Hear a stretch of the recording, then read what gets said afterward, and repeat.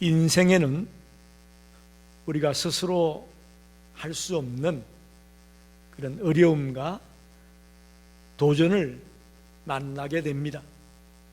특별히 하나님의 부르심을 따라 순종해 나가는데 우리 앞에 바로와 같은 이런 장벽을 만나게 되면 우리의 믿음이 흔들리고 우리의 믿음이 약해지는 것을 보게 됩니다. 그러나 하나님은 자기 백성들을 그냥 버려두지 않는 줄 믿습니다. 아멘입니까? 지금까지 여러분 살아오면서 많이 경험하셨을 거예요. 이제 끝이다, 이제 끝났구나 싶은데 또 살거든요. 하나님이 함께 하셨고 하나님이 붙들어 주었기 때문인 줄 믿습니다. 하나님은 도우시는 하나님입니다.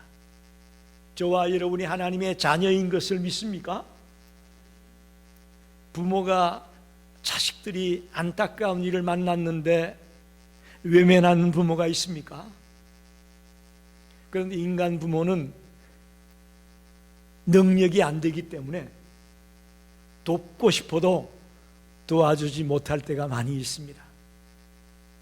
그러나 우리가 믿는 여호와 하나님은 전능하신 하나님이기 때문에, 엘로힘 하나님이기 때문에 어려움을 만나고 큰 환난을 만났을 때에 얼마든지 도와주실 수 있음을 믿습니다. 오늘 우리가 7장을 읽었는데 6장 마지막에 보게 되면 6장 29절에 하나님이 모세에게 이렇게 말합니다. 너는 애굽 왕 바로에게 가서 다 구하라. 하나님이 말씀을 하면 그걸 있는 그대로 바로에게 가서 구하라고 합니다. 그랬더니 30절에 모세가 하는 대답이, 나는 입이 둔한 자이오니 바로가 어찌 나의 말을 들으리까?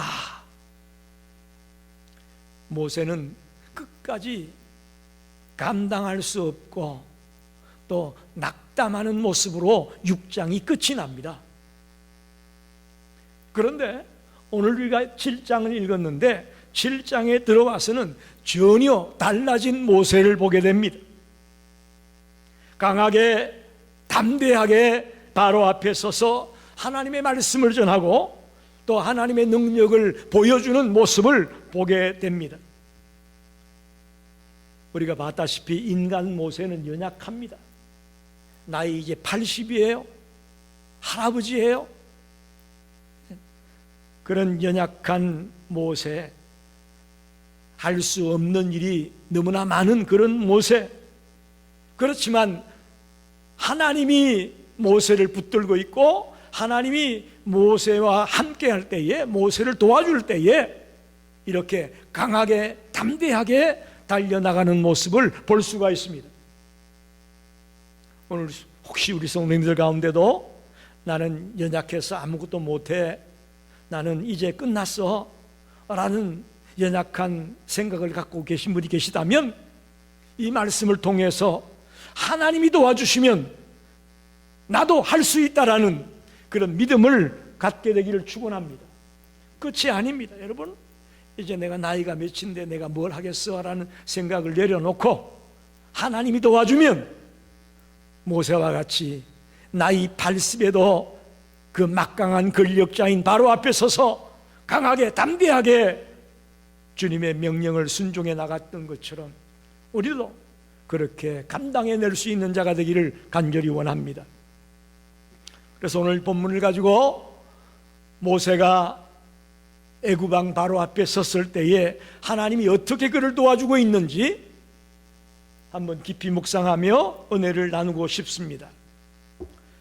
첫째로 하나님은 성령님을 통해서 도와주십니다. 할렐루야. 성령님을 통해서 모세를 도와주고 있습니다. 7장 1절을 보게 되면 여호와께서 모세에게 이르시되 볼지어다 내가 너를 바로에게 신같이 되게 하겠다. 할렐루야. 하나님이 모세를 신같이 되게 하겠다고 말합니다. 이 말의 뜻은 바로를 지배할 수 있는 신적인 권세와 능력을 주겠다는 말입니다. 그래서 모세는 하나님을 대신해서 애굽의 그 거만한 왕을 다스리고 지배해 나갈 수 있는 그런 능력자로 만들어주겠다, 그런 말입니다. 사도행전 1장 8절에 오직 성령이 너에게 임하시면 너희가 권능을 받고 예루살렘과 온 유대와 사마리아와 땅끝까지 이르러 내 증인이 되리라. 성령이 임하면 너희가 권능을 받고 그러잖아요. 이 권능이 뭔지 아십니까? 힘을 말하고 능력을 말합니다. 로마서 8장 26절에도 이렇게 말합니다. 이와 같이 성령도 우리의 연약함을 도우시나니, 할렐루야. 우리의 연약함을 누가 도와준다고요? 성령님이 도와준다고 말합니다. 우리는 마땅히 기도할 바를 알지 못하나 오직 성령이 말할 수 없는 탄식으로 우리를 위하여 친히 간구한다.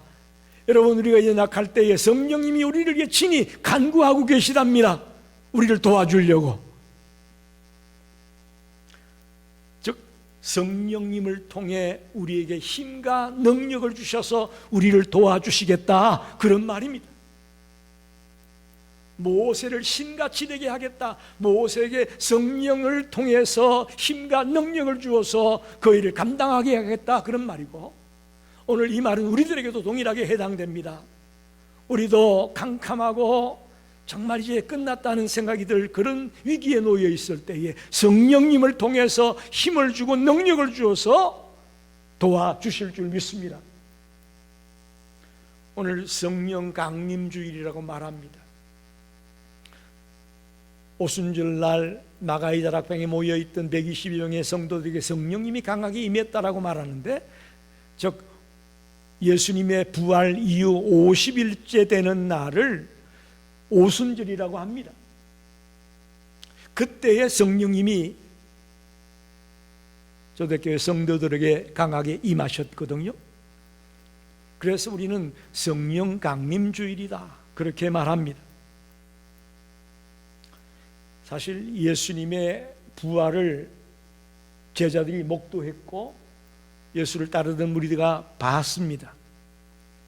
그럼에도 불구하고 그들은 여전히 두려워하고 숨고 피했습니다.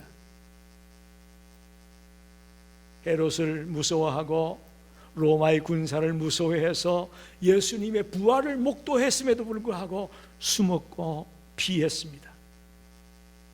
그런데 오순절날 성령님이 강하게 임하게 되면서부터 그때부터 180도로 그들이 달라집니다. 할렐루야. 성령을 받기 전과 받은 후의 모습이 완전히 새로워지는 것을 보게 됩니다. 즉 초대교회 성도들에게도 성령께서 권능을 주고 힘을 주어서 새롭게 주님의 일을 할 수 있도록 도와주셨다고 말할 수 있는 겁니다.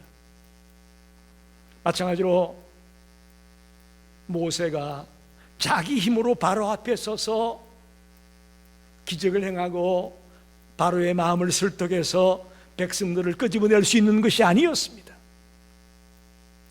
하나님의 근위와 하나님의 능력으로, 즉 하나님의 도움으로, 성령을 통한 하나님의 도우심으로 바로 앞에서 그런 역사를 일으켜 나갈 수 있었다, 이렇게 말할 수 있습니다.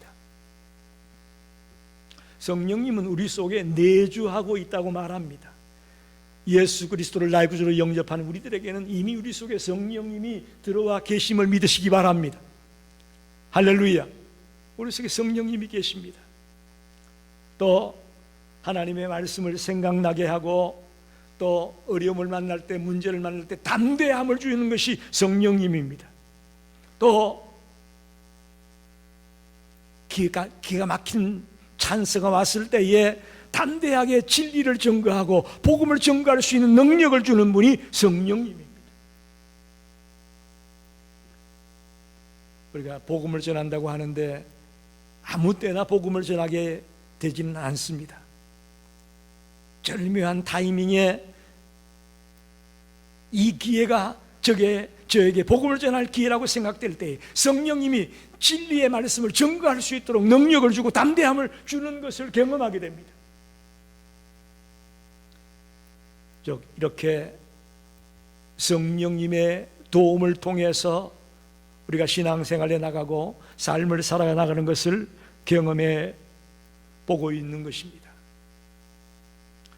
어떤 젊은 청년이 선교사가 되겠다고 결단을 했습니다. 특별히 무슬림 국가에 나가서 복음을 전하기로 결단을 했습니다. 그런데 떠나기 전날 밤에 얼마나 두렵고 얼마나 걱정이 되고 염려가 되는지 잠이 오지 않았습니다. 그때 막 하나님 앞에 하나님 도와주세요 하고 출국하기 전날 밤이 맞도록 기도하고 있는데 하나님이 이렇게 말합니다. 내가 내 입에 말을 주겠다. 이렇게 말씀하는 거예요. 내가 내 입에 말을 주겠다. 사실 지금 무슬림 국가에 가면 말도 안 통합니다. 언어의 장벽도 있습니다. 특히 무슬림 국가는 드러내놓고 복음을 전할 수도 없고 장애물이 대산같이 쌓여 있습니다. 그때에 하나님이 함께 해주겠다는 말을 듣고 용기를 냅니다. 그리고는 그 무슬림 국가에 가서 시골 한적한 마을에 들어가서 복음을 전하기 시작하는데 그 마을 사람들이 회개하고 돌아옵니다. 할렐루야. 도저히 불가능해 보이는 일들인데 현실로 이루어지기 시작합니다. 한 사람 두 사람 회개하고 예수 믿겠다고 돌아오는데 기가 막힙니다. 그때 그는 말합니다. 제가 간 것이 아니고 성령님이 저를 데리고 갔습니다. 할렐루야. 그렇습니다. 선교라는 게 내가 능력 있고 내가 자신이 있어서 하는 거 아니에요.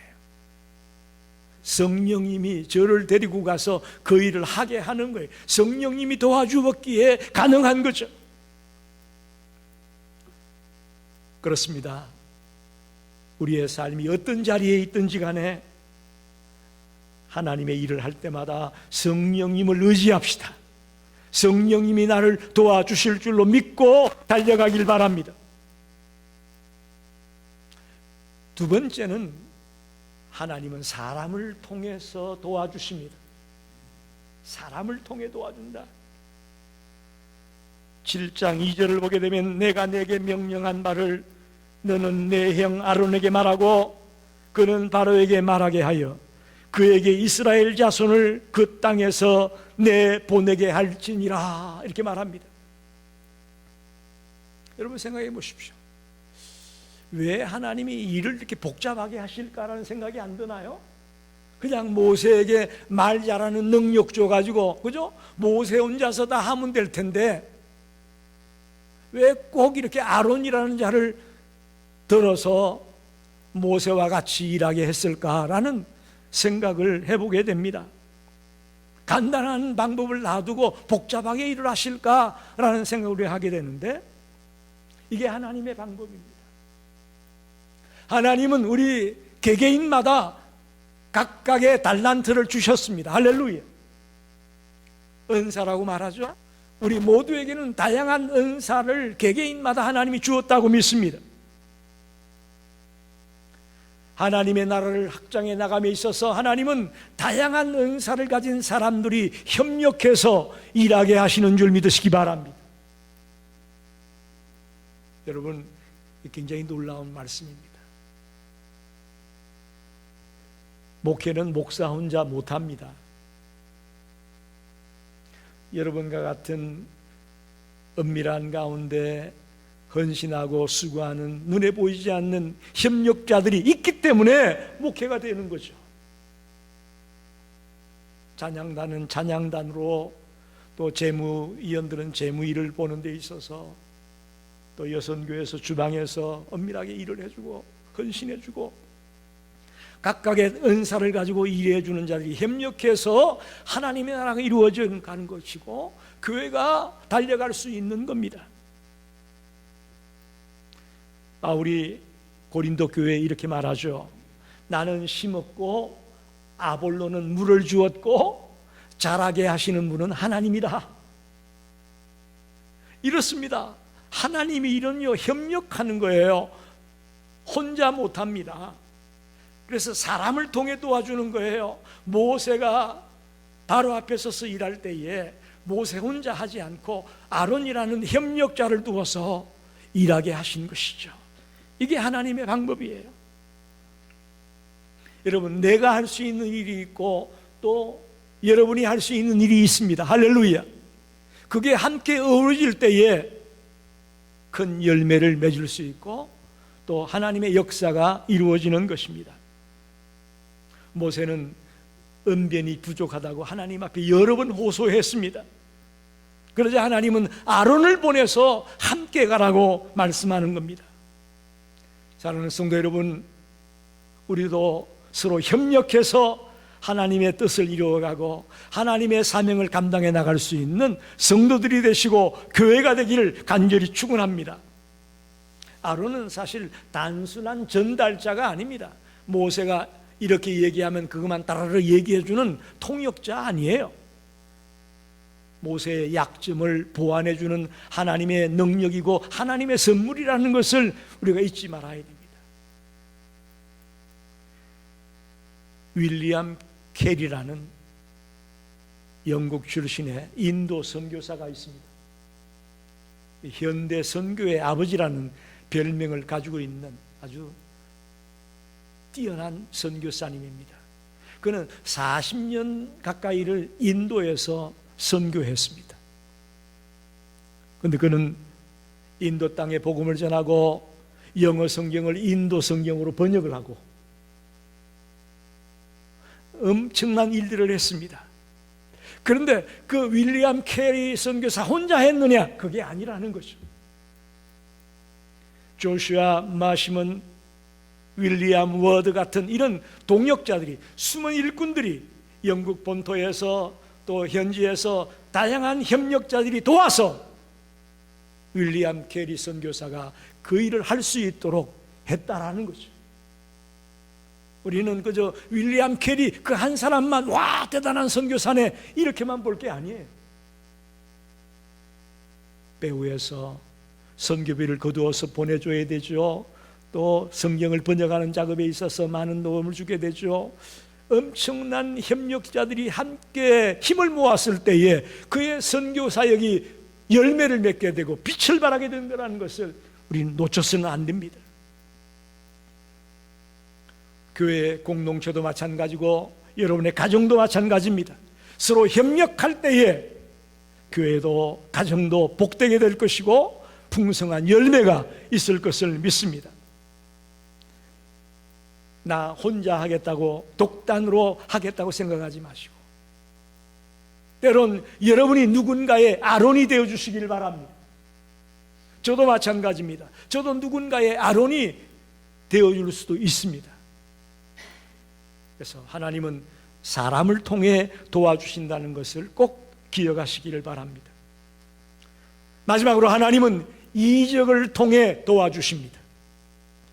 오늘 본문에 두 번의 이적이 일어났습니다.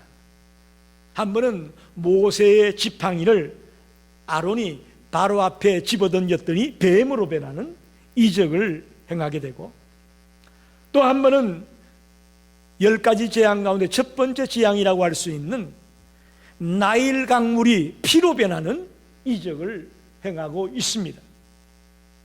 먼저 8절로 9절에 보게 되면 하나님이 지팡이가 뱀이 되는 이적을 바로 앞에서 행하게 만듭니다. 그런데 놀라운 것은 바로의 술객들도 같이 따라했습니다. 여기에 중요한 메시지가 있는 겁니다. 그런데 놀라운 것은 모세의 지팡이가 술객들의 지팡이를 삼켰다, 그렇게 말하고 있습니다. 모세의 지팡이가 뱀이 된 그 뱀이 술객들이 만든 뱀을 잡아먹었다라는 거죠. 자, 모세도 이적을 행하고 술객들도 이적을 행했습니다. 모양은 똑같아요. 그죠? 다 지팡이가 뱀이 됐습니다. 그러나 술객들의 이적에는 모양은 있었지만 능력이 없었습니다. 그래서 모세의 지팡이가 뱀이 된 그 뱀이 그 술객들의 뱀을 다 잡아먹었다는 얘기입니다. 여러분, 오늘날도 곳곳에서 사탄의 역사가 일어나고 있습니다. 소위 말하는 이단이라는 그런 부류의 모임들에 가보면 역사들이 굉장히 많이 일어납니다. 신비한 이적들이 많이 일어납니다. 즉 사탄의 역사도 똑같은 모양, 똑같은 말, 똑같은 예배, 똑같은 신앙심, 똑같은 이적을 행합니다. 그런데 문제는 능력이 없다는 것입니다. 디모데후서 3장 5절에 경건의 모양은 있으나 경건의 능력은 부인하니 이 같은 자들에게서 내가 돌아서라, 이렇게 말합니다. 말세에는 경건의 모양은 있지만 경건의 능력이 없는 것들이 곳곳에서 나타난다고 말합니다.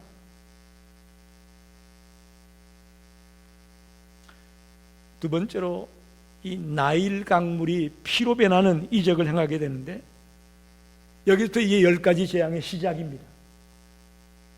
17절에 이렇게 말합니다. 여호와가 이같이 이르노라, 내가 이로 말미암아 나를 여호와인 줄 알리라. 볼지어다 내가 내 손에 지팡이로 나일강을 치면 그것이 피로 변하고. 하나님은 모세와 아론을 통해 강력한 이적을 나타냅니다. 나일 강물이 피로 변한다. 단순히 물이 피로 변한 그런 사건만은 아니에요. 왜 그러냐? 나일 강은 애굽 백성들에게 신과 같은 존재였습니다. 그 신과 같은 것을 무력화시키고 하나님의 초자연적인 이적을 통해서 하나님이 살아있는 하나님, 전능한 하나님임을 보여주기 원하셨던 것이죠. 이적은 단지 놀라운 사건이 아니라 하나님의 통치를 보여주는 겁니다. 하나님의 통치가 어떤 것인가를 모르는 그들에게 눈으로 보여주는 것이 이적입니다. 초대 한국 교회사를 보게 되면 제가 자주 말씀드렸던 김익두 목사님이 계시는데, 그분은 부흥사였어요. 깡패였다가 목사님이 된 이 목사님은 부흥사였습니다. 그래서 가서 부흥일을 인도할 때마다 갖가지 이적이 나타나고 병자들이 고침받고 하는 일도 많이 있었습니다.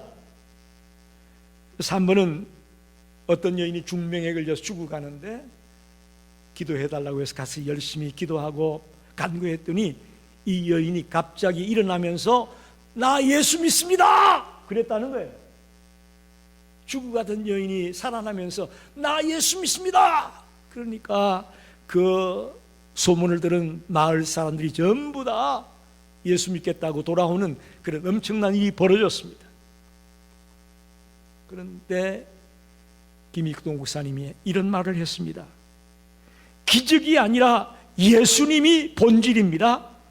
이적은 하나님의 임재를 보여주는 도구일 뿐입니다. 이적 보고 예수 믿지 말고 예수님을 바로 만나야 됩니다. 예수가 본질이라고 김익동 목사님이 분명하게 선포했습니다. 참 부흥사지만 성경적인 복음적인 부흥사였음을 알 수가 있죠. 그렇습니다. 신앙의 표준을 이적에다 두면 안 됩니다. 만약에 오늘 누군가가 지팡이를 집어던져서 뱀이 되었다, 지팡이를 쳤더니 물이 피로 변했다 하면 여러분 세상 사람들이 몰려가지 않겠어요? 오늘 만약에 이런 기적이 있다면 와르르 몰려갈 겁니다. 하지만 이적이 전부가 아니고 예수님을 인격적으로 저와 여러분이 만나는 것이 중요함을 잊지 마시기를 바랍니다. 경건의 모양만 갖추었다고, 눈에 보이는 그럴듯한 일들만 일어난다고 전부가 아니라 경건의 능력이 있어야 되는 것을 놓쳐서는 안 됩니다. 하나님은 지금도 하나님의 백성들을 위해 능력을 행하시고 있음을 믿습니다. 우리 눈에 보이지 않는 다양한 능력들이 지금도 곳곳에서 일어나고 있음을 믿습니다. 하나님의 이적이 육체적 병고침이나 어떤 외적인 눈에 보이는 변화, 이것이 전부가 아니고요, 하나님의 이적 중에 가장 큰 이적은 저와 여러분이 죄에서 해방받아 구원받은 자가 되었다는 겁니다. 할렐루야. 이게 이적이에요. 나같이 예수의 예자도 모르는 내가 예수를 만나 하나님의 자녀가 되고 구원받은 백성이 되었다. 이게 기적이라고요. 내 마음이 새로워지고 예수를 만난 이후에 내가 변화된 삶을 살고 있다. 이게 기적이라고요. 우리는 꼭 암병이 쑥 떨어져서 암이 깨끗이 나섰다, 와, 하나님 대단하다, 그렇게만 보지 말고 그보다 더 중요한 걸 놓치면 안 된다는 거죠. 지금까지는 허랑방탕하게 살았고 죄만 짓고 살았던 내가 삶의 방향을 바꾸어서 이제 남을 도와주고 헌신하고 희생하는 삶을 사는 인생으로 바뀌어졌다면 이게 기적이죠. 이게 기적이라고요. 말씀을 정리합니다. 오늘 본문 가운데 6절, 10절, 20절에 보게 되면 똑같은 말씀이 있습니다. 모세와 아론이 여호와의 명하신 대로 행하였더라, 그런 말이 3번이나 나오고 있습니다. 모세와 아론은 그들 앞에 바로라고 하는 엄청난 장애물이 버티고 있었지만 하나님의 말씀에 순종하며 나아갔습니다. 6절에 이렇게 말하죠. 여호와께서 자기들에게 명하신 대로 곧 그대로 행하였더라. 부족하지만 하나님이 명한 대로 그대로 행했다는 것이죠. 모세와 아론은 바로 앞에서 죽은 자와 같은 존재입니다. 아무런 힘이 없고 아무런 능력이 없는 연약하기 그지없는 자가 모세와 아론입니다. 그러나 하나님의 명령대로 순종하겠다고, 복종하겠다고 나아가니까 누가 도와줬어요? 성령님을 통해 도와줘, 사람을 통해 도와줘, 이적을 통해 도와주는 그런 기적이 일어났던 것이죠. 여러분, 가만히 있는데 하나님 도와주는 거 아닙니다. 여기 잘 보세요. 여러분, 우리는 가만히 있으면서 하나님이 안 도와준다 그러는데 그거가 잘못된 거예요. 가만히 있는 거 아니에요. 복종하고 순종하려고 몸부림을 치는 거죠. 그때 하나님은 성령님을 통해 도와주고 옆에 있는 사람을 통해 도와주고 때론 이적을 통해 도와주고, 할렐루야. 그런 일이 벌어진다는 걸 놓쳐서는 안 됩니다. 야, 가만히 있기만 해도 하나님이 도와주는구나 라고 생각했다면 말씀 잘못 들었어요. 오늘 6절, 10절, 20절에 분명히 여호와께서 명한 대로 행하였더니 하나님은 성령님을 통해 우리를 도와주고 사람을 통해 우리를 도와주고 이적을 일으켜서 우리를 도와주는 역사가 일어났습니다. 지금도 하나님은 우리를 도와주려고 만반의 준비가 되어 있는 줄 믿습니다. 우리가 하나님의 말씀대로 하나님의 뜻대로 순종하며 달려가려고 할 때에 하나님은 모든 것을 준비해 놓고 기다리고 있다는 말이죠. 또 때론 여러분과 제가 다른 사람에게 아론과 같은 역할을 할 수 있기를 바랍니다. 협력자가 되어서 그 사람이 주의 일을 할 수 있도록 도와주는 일도 중요합니다. 주인공만 되려고 하지 마시고 협력자가 되고 옆에서 돕는 자가 되는 것도 매우 중요합니다. 아무쪼록 오늘부터 하나님의 도우심으로 저와 여러분의 남은 생애가 승리하는 생애가 되기를 간절히 축원합니다. 기도하겠습니다.